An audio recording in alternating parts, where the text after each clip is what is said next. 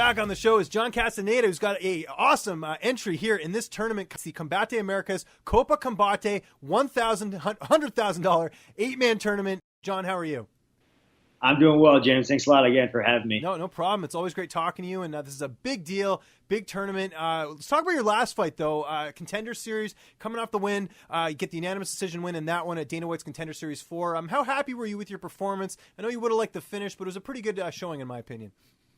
Yeah, no, it was, ultimately in this sport, the biggest thing is just getting the win. But that wasn't one of my best performances by any means. And I think a lot of that has to do with, had to do with my gas tank. So, not to make excuses by any means, but I've been in better shape before. And I think part of that was due to, a couple of injuries that I was dealing with leading up to camp. 4 weeks out, I dealt with something, and then actually it was healing up nicely. Re-injured it 2 weeks out, subconsciously, physically and mentally. It kind of just like mess with me in a way, and I noticed it right away in the first round. I was like, man, this guy's pushing the pace and I'm really tired, and I'm never this tired first round. So, I just fought through the adversity though, and I got the win. Like I said, it's the most important thing, but did I get the win like I wanted to? No, absolutely not. So, yeah. So after you get your hand raised after that one, did you feel like you were going to get signed to the UFC, or you felt that because it wasn't your best performance, that probably wouldn't happen? You know what? It was the first fight of the night. I didn't know anything until the very last fight. When there was a highlight reel knockout at the very end, I was like, man, there's 2 fights here that deserved contracts, and I'm not one of them. The biggest thing too in this sport is just being honest with yourself, and I underperformed that night. I didn't deserve a contract by any means compared to other people. So it's a learning experience, and I got the win though, like I said, so that was important. But I don't think I deserved one that night. No. And did the UFC say anything to you after the fight? Did they talk to you at all? Maybe give you some feedback or anything like that? Was there any dialogue there? Yeah, well, obviously I'm with a really good sporting agency in Iridium Sports with Jason House and Jeremy Luchow. So they obviously were in talks with the UFC. Most people didn't know that there's a 30-day negotiating period right after the Contender Series. Win or lose, there's a 30-day negotiating period. So we were actually talking with them, but then in those 30 days is when we got a super good offer from Combate Americas, one that we really couldn't, say no to. It was a really good contract, keeps me really active. So there's a clause in there that guarantees me a fight at least every 90 days.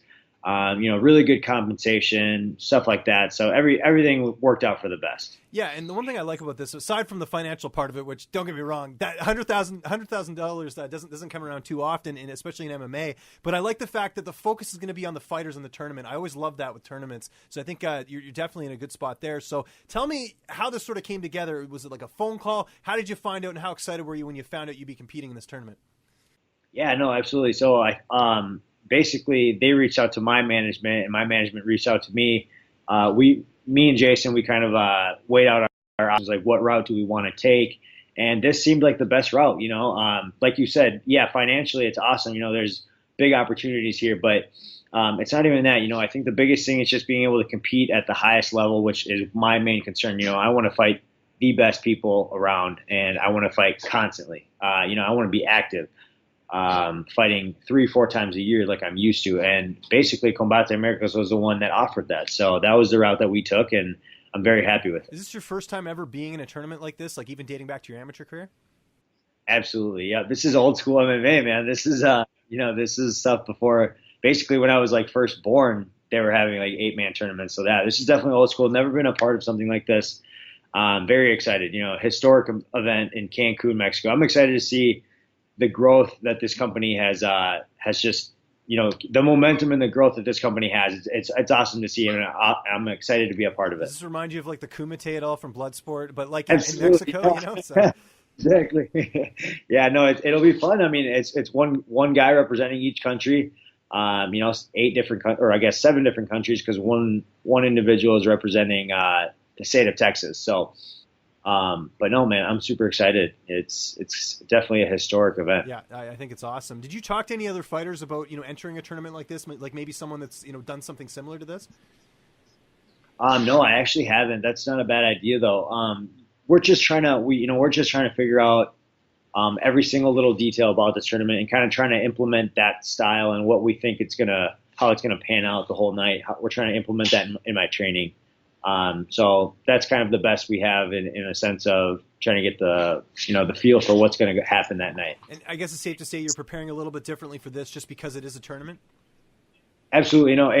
Lengthwise, fighting-wise, it's going to be no more than 23 minutes. And I think that's smart on their end.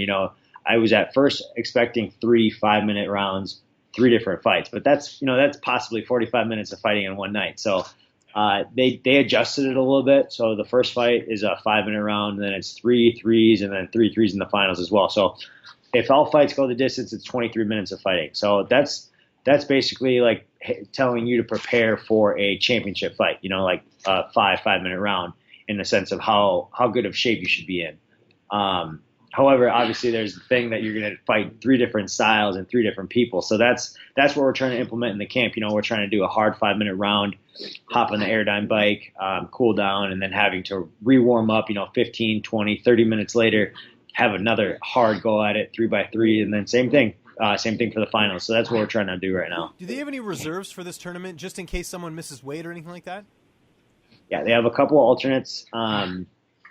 I believe those alternates will actually be fighting as well. So they're going to be fighting in case, somebody drops out in the semifinals or something like that. But what I don't think is fair in that sense of if they fight only one time and then everybody fights one time, everybody fights a second time, and then somebody gets hurt after the second fight, and then they have to jump into the finals type thing. I don't like that either. I think they should do it where if you were in that original tournament group, if you lose, let's say a close fight or something, maybe then you get they should do it kind of that way instead of giving the one fight person that opportunity.